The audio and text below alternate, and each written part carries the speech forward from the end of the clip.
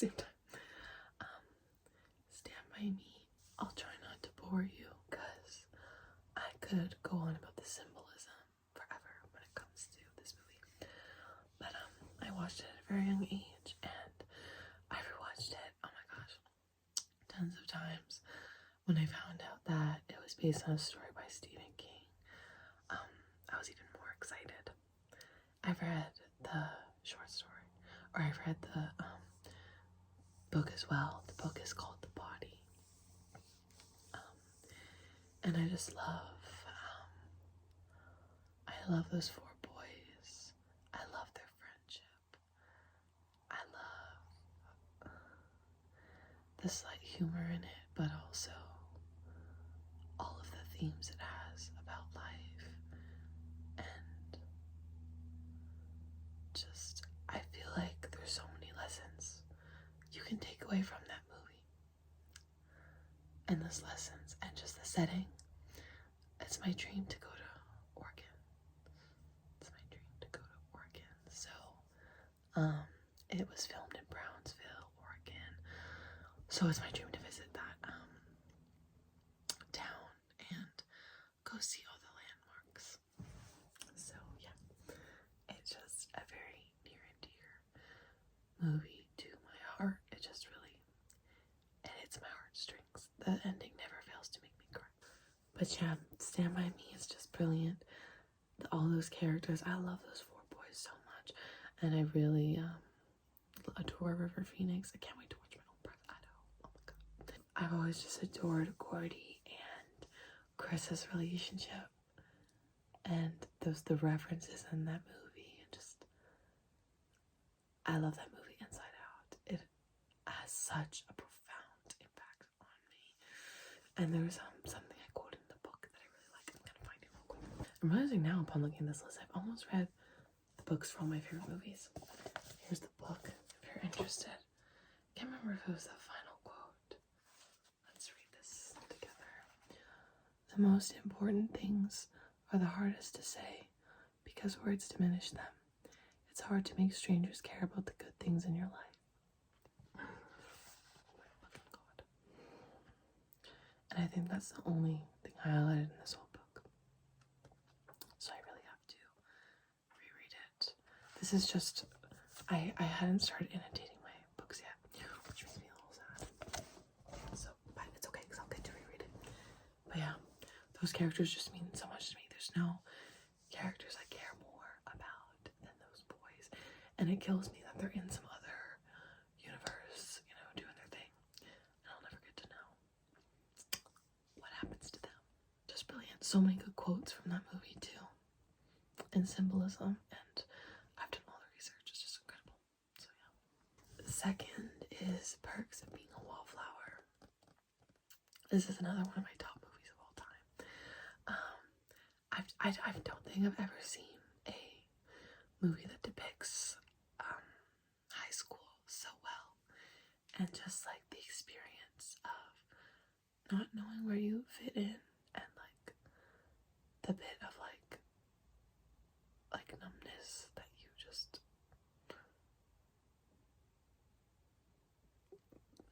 it just depicts it really well, and like all that confusion and just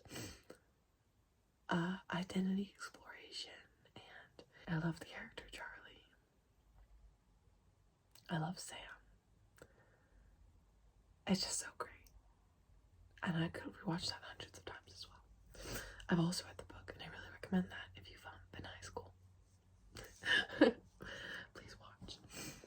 Number 3 is Call Me By Your Name.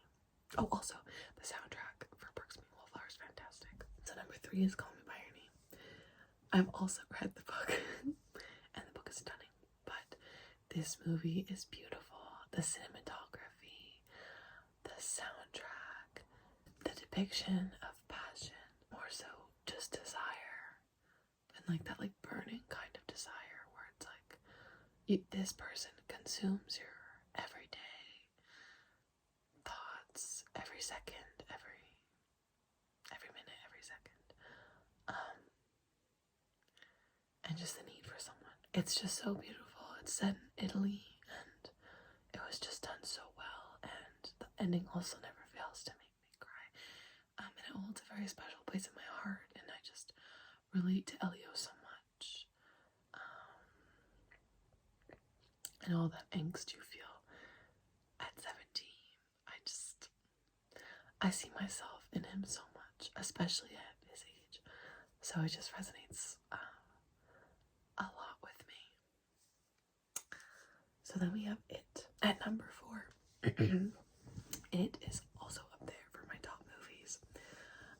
Just like Call Me By Your Name. It is fantastic, and not even because of the horror, even though I think he's a fantastic villain, just in terms of the coming of age. As you can tell so far, probably basically all of my favorite movies include a coming of age theme as the core. Stand By Me is like the biggest example of that, and it has a really fantastic, the characters are just fleshed out fantastically, and they all have their own struggles and backstories, and they're all kind of outcasts,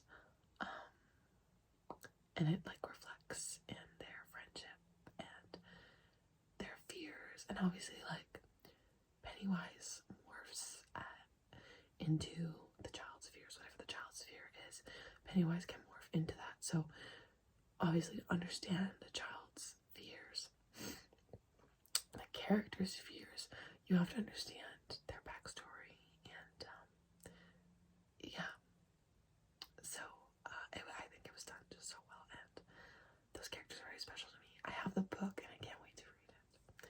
I think it's amazing. Number 5 is Requiem for a Dream. I've been recently having a obsession with Darren Aronofsky.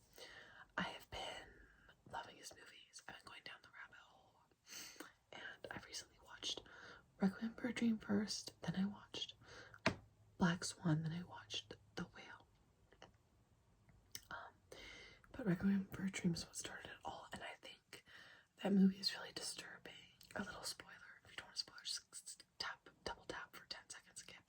But what's really disturbing about the film is that there's no redemption arc for the characters, and I think that's why it sticks with me so much, because as humans, it's so easy to think what could have been, even in situations where it's like, that shouldn't be the takeaway. Like, I see a lot of people talking about that with like Nirvana and Kurt Cobain, just like the things they could have accomplished, and like Amy Winehouse, like, you know, the 27 Club is like, people they're huge for like people discussing that kind of thing, but it's just so easy to think that like we're human beings and it's natural. This clip is really hurting my hair. But yeah, so that movie, and just like the way it was done and the cinematography, I just thought it was so different.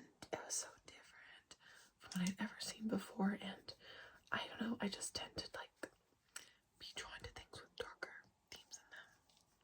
I'm not trying to be edgy or something, but you know, that is just like what I tend to gravitate towards. So I really enjoy Aronofsky's like themes and like what he covers in his movies, what he explores.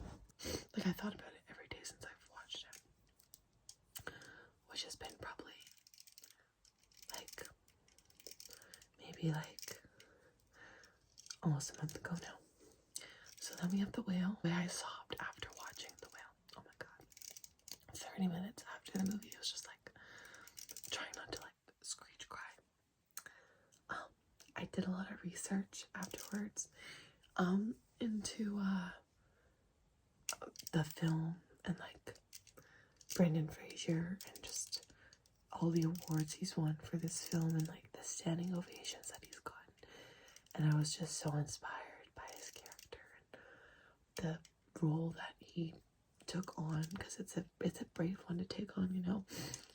I can very easily understand actors who don't want to be, I'm sure there's a lot of actors who don't want to be portrayed a certain way or don't want to be seen like that, you know, because it's a very, I think it's a very vulnerable way to be seen because of society's expectations and things like that, and harsh criticism. So I think he did an amazing job. I was so inspired, and I just really love that movie, and that stuck with me as well. And it's so amazing and beautiful because even though his character, you know, he really struggles and like how people react to him, because the whale is about, if you don't know, it's about a man who is overweight, severely overweight, and is on the brink of death because of his obesity. And he's like an online teacher who's trying to fix his relationship with his estranged daughter. Even though he struggles so much and is so harshly perceived and reacted to so inappropriately, and just how his way of making his way of going through the world is just so difficult, but he has so much hope for humanity. He has so much hope, and he believes that people are good, and I just found it so human. That whole movie is just so deeply human. I just loved it. I loved it. Number 7 is Whiplash. I also very recently watched this one, and I thought it was awesome. It's kind of a different take on passion. It's not even a movie necessarily about passion. It's about obsession, I would say, more so. And that's all I'll say. But it's about this man who loves the drums, and he goes to music school, and he happens to have this music teacher for their band, the school band, who is very extreme in his ways and harsh. It's really good, and the cinematography was awesome. I can't wait to watch it again. Okay, so number 8 is Dinner in America. This is one of more recent movies that's made the top movie list of all time for me. We're coming of age concept, but it's just about this guy who has kind of temperament issues. And, he's in a punk band, and he meets this girl who's kind of an outcast, and in a very funny way. And there's just something really fun with the plot that happens that adds a whole new layer to the story, and I just love it. I absolutely love it. It's like one of those movies where it's like it would have been very easy to make the movie like kind of cringe, but it's done in a way where it's like it's very ironic, and it just plays on and emphasizes those like the cheesiness, if that makes sense. Like it embraces the cheesiness or those like cringy moments, and I think it was just done so brilliantly. And I love the actors. They did such a great job. And that song Watermelon, if you listen to that song Watermelon but haven't watched that damn movie, get on it, because it's so good. It's so good and so worth it. And it's such a great song. It became one of my favorites, and I immediately watched it within that first week like 3 times, and I never do that. Just so good. 9 is Rocky Horror Picture Show. I had to throw this in there. The first time I watched this film was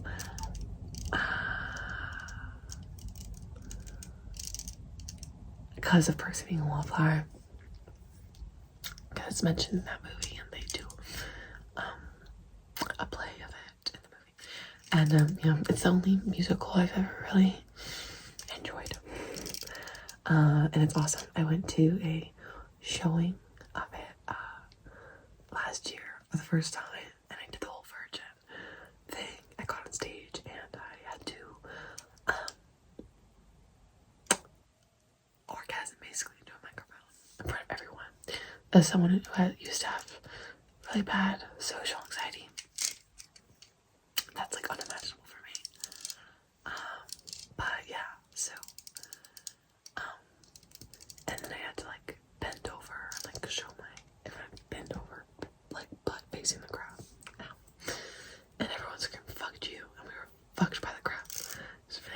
experience. It's super cool. I can't wait to go again. I got all dressed up. Anyways, number 9 is Taxi Driver. I watched this a while ago, and it's very interesting. Unlike anything I've ever seen, but it stuck with me. I'm gonna try and move faster now, but it stuck with me, and I would recommend it. I'd love to hear your take on it. Next, we have The Breakfast Club. We've all seen The Breakfast Club, right? And I'm gonna get into it. 12 is Beetlejuice. I love Tim Burton, like many people. I think he's creative and amazing and visionary, and I can't wait to read his book.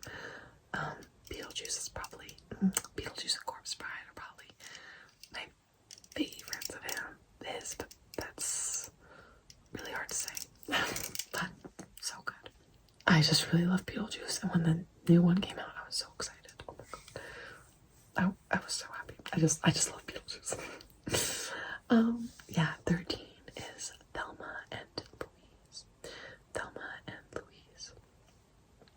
Every woman should watch this. It's so good. It's set in like the desert, like the US desert. Sorry, Canada. My knowledge on like that is not extensive. But yeah. So it's a fantastic movie. Those two characters will stick with me for life. The two main girls, Thelma and Louise, obviously. They're stuck with me for life, and just the ending. It's an iconic ending. It's just truly, it's such a ride. What a ride. That's one of my top as well. I hold that movie near and dear to my heart. 14 is Nightcrawler.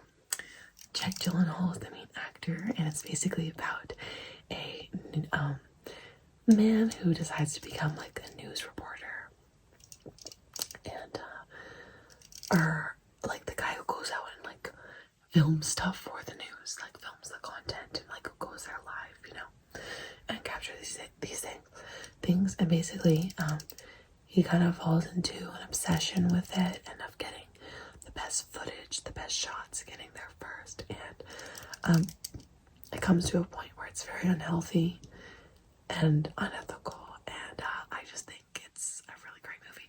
I did a project on it for my film class in high school, and yeah, I just think it was done really well, and depicts that kind of like spiraling obsession really well, and very entertaining. So yeah. Then I have Fight Club, another one a lot of people probably know about, but I remember that was like the first my boyfriend showed me it when we first started dating, and that's the first time I was like, wow, cinema is like really fucking cool. Like before I had my favorite movies, like we all do, but that's when I was like, whoa, I've never felt like a part of something before because I knew or I've seen a certain movie. I don't know how to explain it. But yeah. And I think you pronounce her name Helena Bonham Carter. I love that woman, and I think she's so iconic in that movie. I did a fantastic job. Yeah, love it. Next is Memento. It's a really great movie. And the plot basically works backwards. That's all I'll say.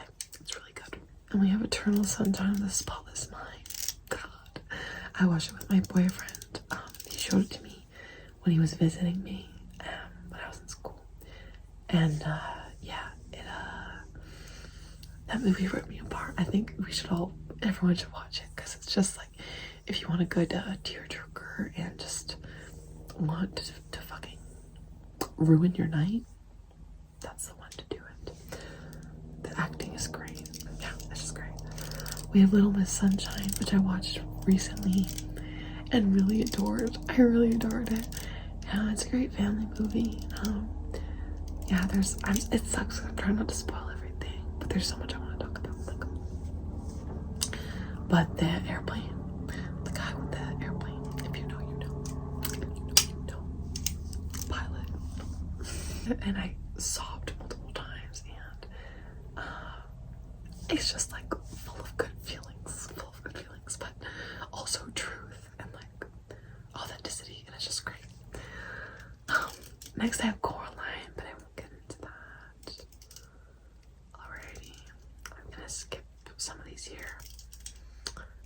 love Liam Neeson's movies though. They're awesome. To the Bone is a really great movie. Baby Driver as well. Hereditary. Beautiful Boy. So good. Next we have Parasite. That movie really stuck with me as well, and I gotta rewatch it soon because that was quite insane. Sound of Metal. That movie is fantastic. I'm pretty sure I chose to watch it for a school assignment, and it really affected me a lot. It's about this man who loves drumming, similar to Whiplash, and music is his life, but he goes deaf. And it's about him navigating that. And it's also his career, so it really affects everything for him. And it's him coming to terms with that. And I think it's absolutely brilliant, especially the ending.